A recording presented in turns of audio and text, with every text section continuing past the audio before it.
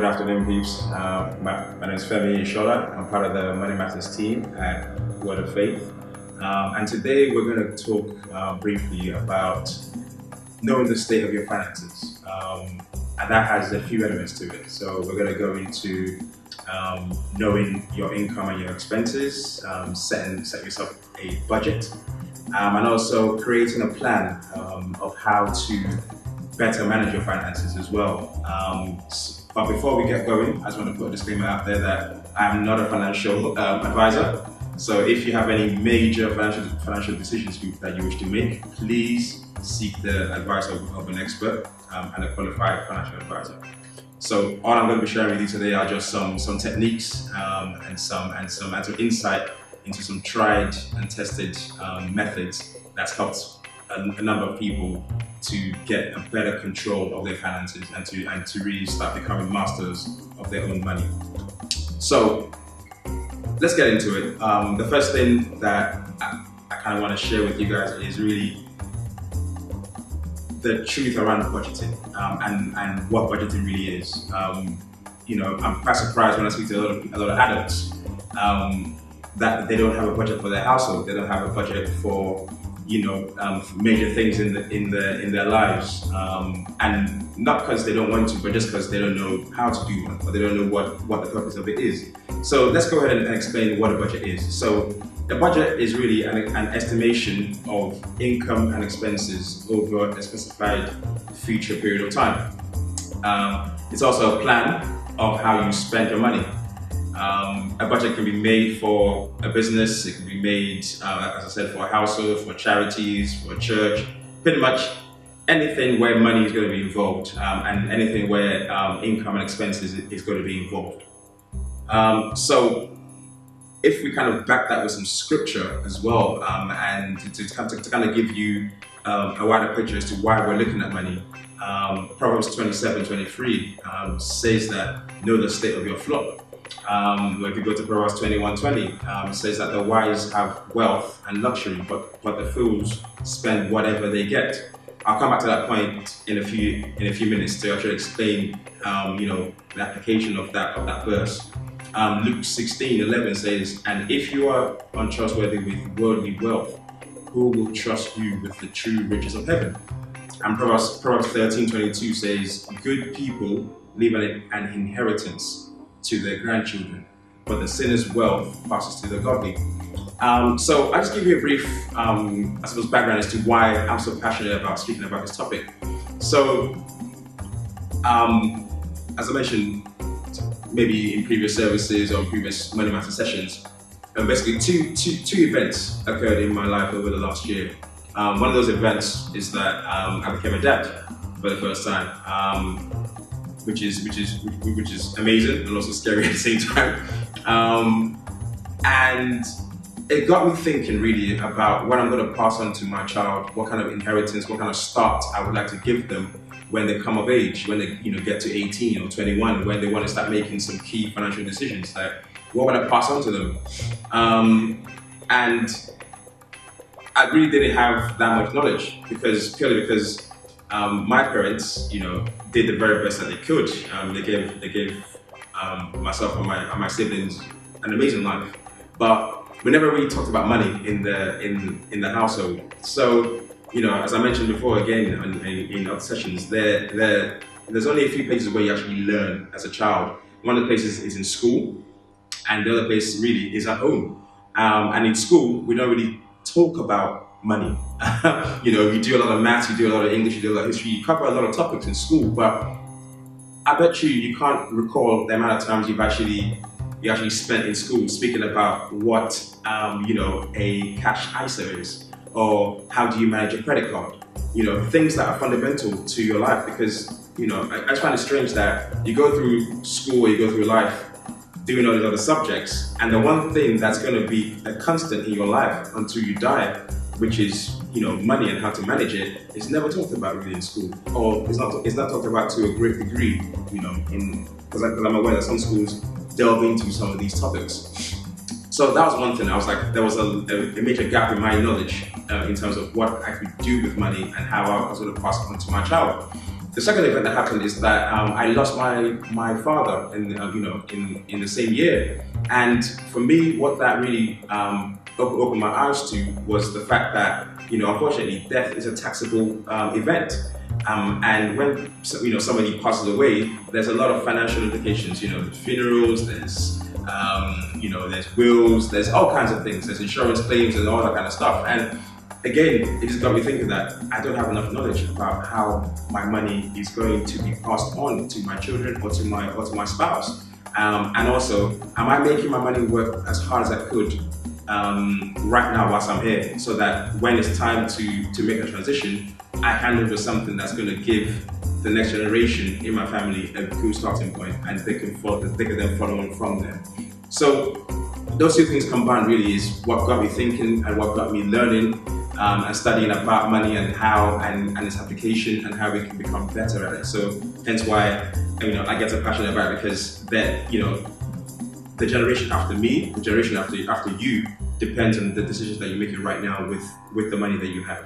It doesn't have to be a lot of money, but whatever you have, you need to make the right decisions with it, and you also need to be smart about how you spend it and how you invest in it. Okay, so that's a brief background as to why I'm doing this, and I suppose why we all want to do this is because we know that the generation coming after us, they deserve better than what we had.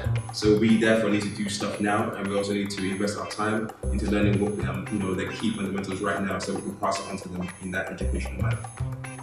So I suppose it's good to kind of talk about what the benefit of budgeting is, because you hear people, do a budget, and there's a misconception as well around budgeting. As soon as you hear the word budget, you often think, I'm going to do something on the cheap. No, that's not what budgeting is. Dave Ramsey, great guy. I follow his podcast. I listen to him quite a lot, and he says that budgeting actually gives you the permission to spend money in the way that you need to spend money.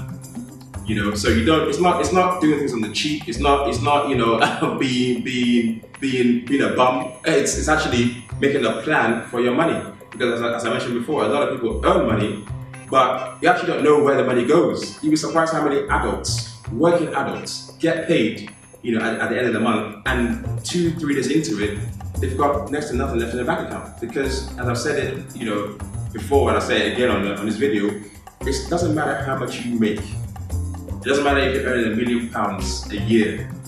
If at the end of the year or if at the end of the month, your bank account says minus or says zero, you're broke.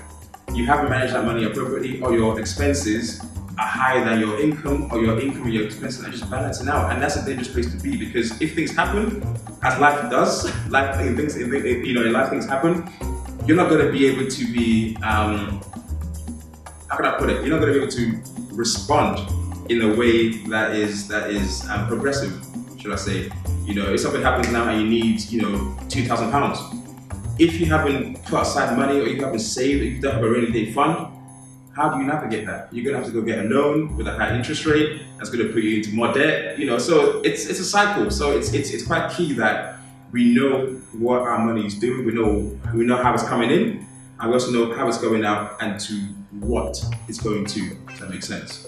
So the first thing I want to say is the benefit of budget is it ensures that you have enough money for the things you need. Very, very key stuff. Secondly, creating a budget allows you to determine if you have enough money to meet your financial obligations and also do anything else you like to do. So imagine trying to plan for a family holiday. It's not just going to happen out of thin air. You're not just going to wake up and say, we're going to go on a family holiday. You're going to have to plan for that. You have to put money away. Maybe if you're going to go on a family holiday, for Christmas, you might need to start planning for that in Jan, so that you have enough money left over for you to actually go on the trip in December time. So it's making that plan. It's getting your mindset into a place of, okay, this money needs to work for me in a particular way, and these are the things I wish to do with it. Number 3 is it can help you work out your way out of debt, and also keep you out of debt. Now, debt is a huge topic, and it's going to be covered in another video, but I would like to kind of make a point right now that I know that debt keeps a lot of people up at night. It keeps a lot of people stressed, high blood pressures. It induces all kinds of medical issues that are just not for us as children of God. We're not meant to be living our lives like this. So the sooner we can get control and manage our debt and clear it down, the easier our lives are going to be, and the more of a blessing we can be to other people as well. Because if you're stuck in your, debt pit, it's very hard to kind of look up and look around to see how to help other people, because then you're kind of focused mainly on you. However, if you can get yourself out of that debt with the help of people, with the help of, with the help of good education as well, you can then start to look around and say, oh, hang on, I've made it out of here, I've done it. Maybe I can help other people. Maybe there's somebody in your family who's struggling, majorly struggling right now with debt, and they have no clue. And because they don't have the financial education behind it, they're just going to keep going in that cycle. So it's very, very key that we manage our debt and we know how to manage the debt. Okay? Another thing that budget does for you is it keeps you focused on your goals and what's important in life. And we're going to cover goal setting and creating financial goals again in a separate section of this video. But again, just to kind of point out that you have to make plans for your money. If your money is just sitting there in your pocket, it's going to find things for itself to do. Have you ever walked into a shop not wanting to buy anything in particular, and you've got some money in your pocket? And how many times have you walked out of the shop with a couple of bags of stuff?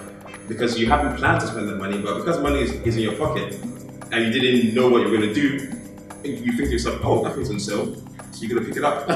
And you just spent money without even wanting to spend money. So it's, again, key to know how we want to spend the money, make a plan for it, make it work for us. The last two points that I would like to make about budgeting really and the benefits of it is that it gives you control of your spending habits.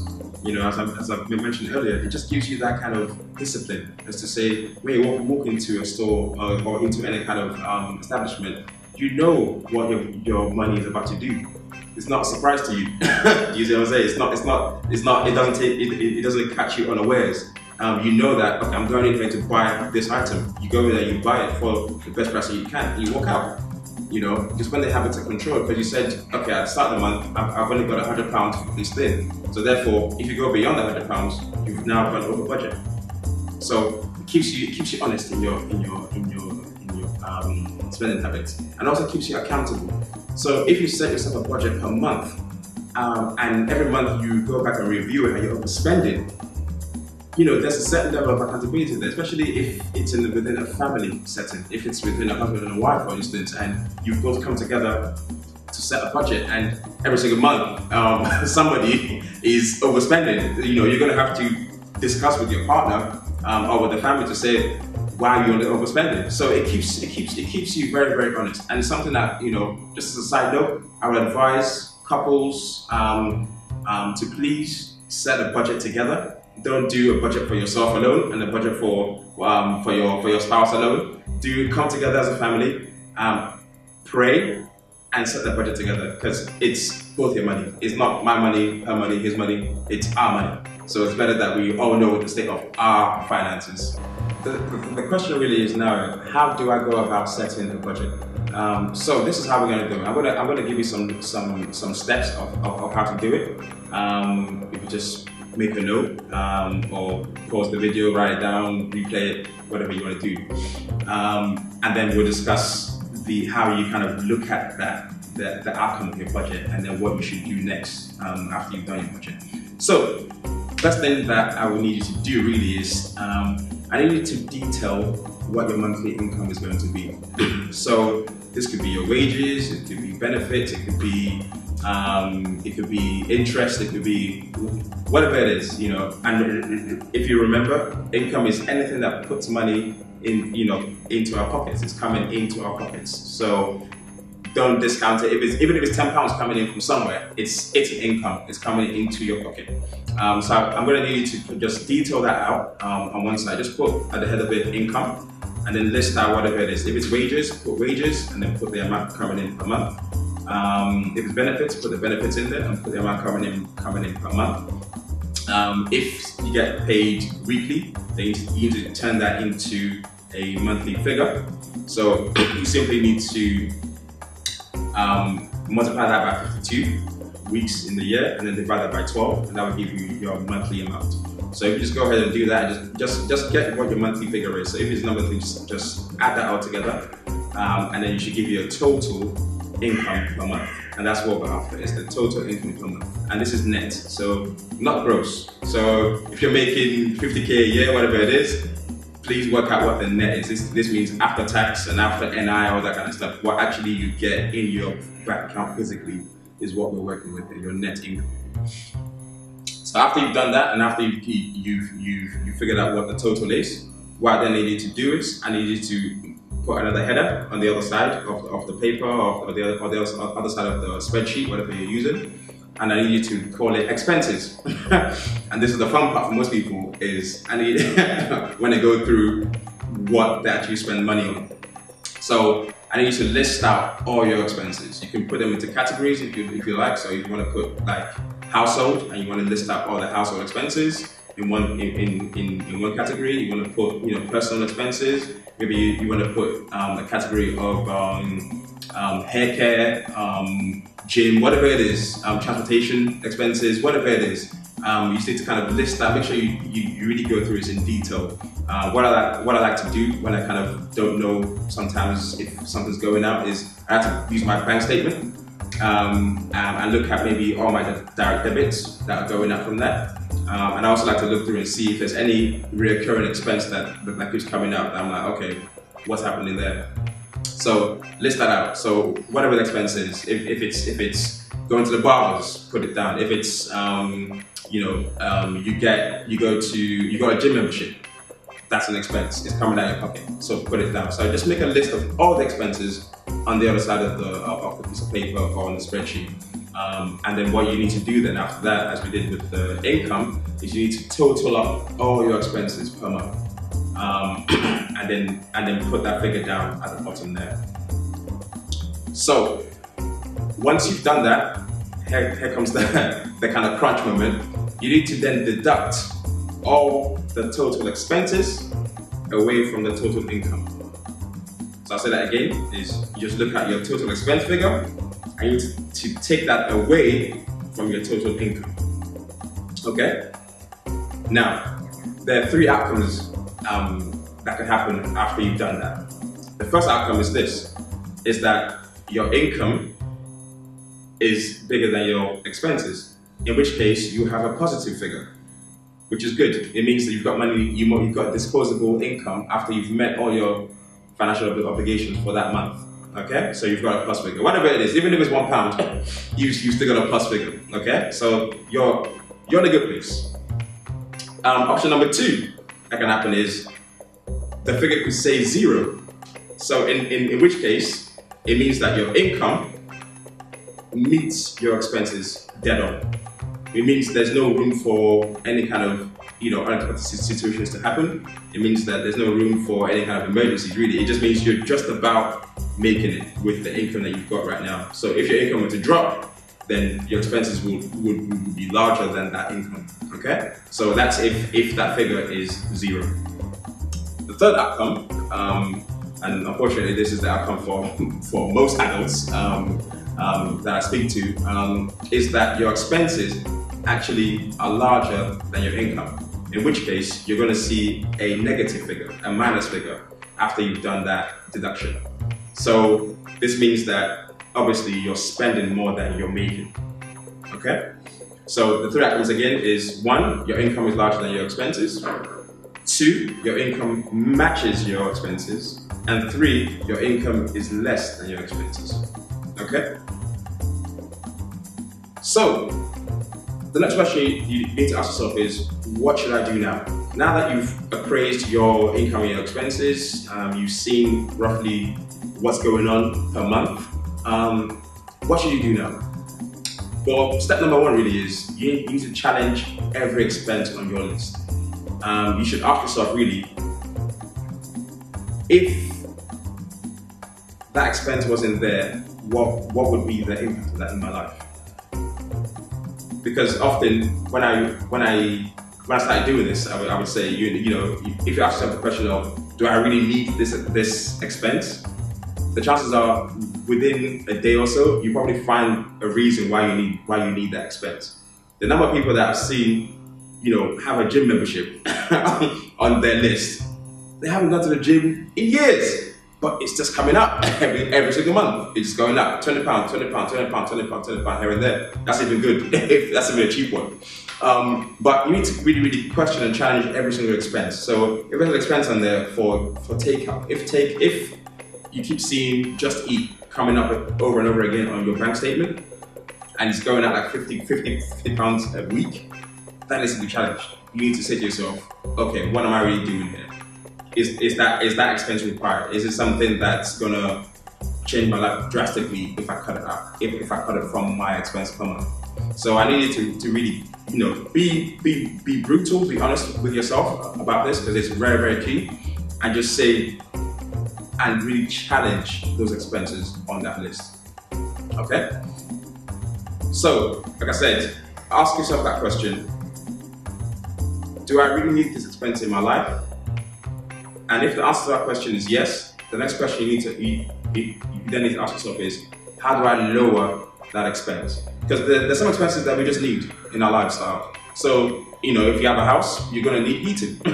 You're gonna need water. You might or might not need Sky, it's up to you, but there's gonna be some certain things that is just a necessity to live. So what you should do then really is, with those things that are necessary for you to live, you need to ask yourself, can I make this expense any lower? Can I switch energy providers, for instance, as an option? If you're using, like I said, a particular gym, is there a gym that's maybe a 5-minute drive away from the current gym that's £10 cheaper? That kind of stuff. You need to start being a bit more creative and seeing, how can I keep more of this money in my pocket and stop kind of bleeding it out at the rate that it's going at this current point in time.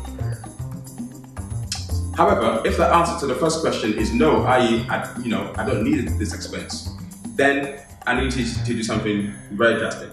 I need to cut that expense ASAP. I mean, if it's a direct debit, I need you to phone whoever the provider of that service is. I need to tell them that actually I don't need the service any longer and I need to come out. And depending on whatever service it is and whoever it is, they may charge you for cancellation fees, all that kind of stuff. But let me tell you, you will save more money sometimes cancelling that service than continuing on with it and not actually using it. Okay, so if the answer to the question of do I need this expense in my life is no, you need to cut that expense out of your life right now. Okay, and then the next thing I need to do is I need to challenge your income.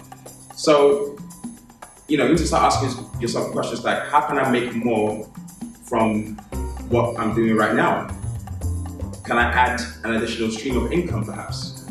Is it time for me to ask for that promotion that we're waiting for the last 5 years? Because now you're looking at your income in a strategic way. You're thinking to yourself, okay, I've got things that I need to do with this money now, but how can I make it grow? How can I make it work better? How can I get more of it with what I'm doing? Is it time to maybe scale up yourself? Is it time to go on some training so that maybe you can apply for that job that you've been looking at on JobServe, for the last 3 months? This is the type of things that doing this activity will start allowing you to be confident in doing and going for. Okay? And then the last thing I need you to do is I need you to put together an action plan and to set some financial goals, because the truth and about the whole thing really is this: many people want to be financially free. Many people want to have money in their pocket. Many people want to be able to do certain things like go on 400 days a year, but there's no plan behind it. And unfortunately, any of those things that I just mentioned, any of those dreams and ambitions that I just mentioned, they stay just that. They stay as dreams. They stay as wishes. And really the aim of the plan or the purpose of creating an action plan is to transform those wishes and dreams into reality, and into a reality that you can enjoy right now. It's not something that you have to wait for when you're retired or whatever. You can start living that lifestyle that you want right now with the action plan. So we're going to go ahead and we're going to talk about how to create a financial action plan for your goals and to turn your wishes and your dreams really into reality.